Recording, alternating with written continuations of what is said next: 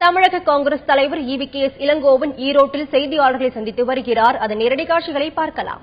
வருமான income tax விவசாயிகளுக்கும் விதிக்க வேண்டும் என்ற முயற்சியிலே ஈடுபட்டிருக்கிறார்கள். காங்கிரஸை பொறுத்தவரையில் நாங்கள் பாரதிய ஜனதா கட்சியை எச்சரிக்க விரும்புகின்றோம். விவசாயிகளும் வருமான வரி கட்ட வேண்டும் என்ற நிலையை அவர்கள் உருவாக்கினால் நாடு தழுவிய மிகப்பெரிய ஒரு போராட்டத்தை, இன்னும் சொல்ல போனால் நாட்டில் சுதந்திரம் பெறுவதற்கு எப்படிப்பட்ட பெரிய பெரிய போராட்டங்கள், மக்கள் போராட்டங்கள் நடந்ததோ அதுபோன்ற போராட்டங்களை நடத்த வேண்டி வரும். ஆகவே பாரதிய ஜனதா கட்சி இந்த எண்ணத்தை முனையிலேயே கிள்ளி எறிவது போல் நாங்கள் விவசாயிகள் மீது வருமான வரி போட மாட்டோம் என்ற உத்தரவாதத்தை அவர்கள் விவசாயிகளுக்கு தர வேண்டும். அது மட்டுமல்ல, இன்றைக்கு பொற்கொள்ளர்கள், தங்கம் தொழில் செய்கின்றவர்கள், தங்கத்தில் ஏழை எளியவர்கள் தான் பொற்கொள்ளர்களாக இருக்கின்றார்கள். இன்றைக்கு தங்கத்தின் மீது 1% எக்ஸைஸ் டியூட்டி விதிக்கப்பட்டிருக்கின்றது. இதனால் தங்கத்தினுடைய விலை என்பது சவரனுக்கு கிட்டத்தட்ட 350 ரூபாயிலிருந்து 400 ரூபாய் வரை உயர்வதற்கு வழிவகைகள் இருக்கின்றன. ஆகவே பொற்கொள்ளர்களை காப்பாற்ற வேண்டும் என்ற நோக்கத்தோடு தங்கத்தின் மீது விதிக்கப்பட்டிருக்கின்ற இந்த 1% கலால் வரியை, எக்ஸைஸா கலால் வரியை உடனடியாக மத்திய அரசாங்கம் நீக்க வேண்டும். இதற்காகத்தான் நகை வியாபாரிகளும் பொற்கொள்ளர்களும் இன்றைக்கு நாடு முழுவதும் போராட்டத்தை நடத்தி கொண்டிருக்கின்றார்கள்.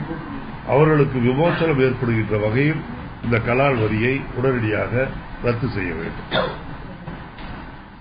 முத்துக்குமாரசாமி வழக்கில் அக்ரி கிருஷ்ணமூர்த்தி இன்னைக்கு விடுவிச்சிருக்காங்க. நேற்று தான் நீங்க சிபிஐ விசாரணை வேணும்னு சொன்னீங்க. அதை பத்தி இல்ல, நான் ஆரம்பத்திலேயே சொன்னேன், முத்துக்குமாரசாமி தற்கொலை செய்து அவர் எதற்காக தற்கொலை செய்தார் என்ற செய்திகள் அப்பட்டமாக வெளியே வந்தபோதே நான் சொன்னேன், இந்த வழக்கை அக்ரி கிருஷ்ணமூர்த்தி மீது போடப்படுகின்ற வழக்கை சிபிஐ விசாரிக்க வேண்டும் என்று ஆரம்பத்திலேயே சொன்னேன். ஏனென்றால் சிபிசிஐடி என்பது ஜெயலலிதாவுடைய எடுபிடிகளாக இருக்கின்றார். இதே சிபிசிஐடியை சார்ந்த காவல்துறையினர் தான் நடந்து முடிந்த பாராளுமன்ற தேர்தலில் அதிமுகவிற்கு சாதகமாக ஓட்டுக்கு பணம் கொடுப்பதற்கு பணம் விநியோகம் செய்தது இந்த சிபிசிஐடி தான். அவருடைய உயரதிகாரிகளும் மற்றவர்கள் தான் அதை செய்தார்கள். 144 தடை சட்டத்தை தேர்தல் கமிஷனை போட வைத்துவிட்டு அவர்கள் சௌரியமாக பணத்தை விநியோகம் செய்தார்கள். ஆகவே சிபிசிஐடி என்பது ஒரு நம்பகத்தன்மை இல்லாத ஒரு நிறுவனமாக ஆகிவிட்ட நிலையில் ஒரு உயிர் போயிருக்கின்றது. அதற்கு ஒரு மந்திரி தான் காரணம்.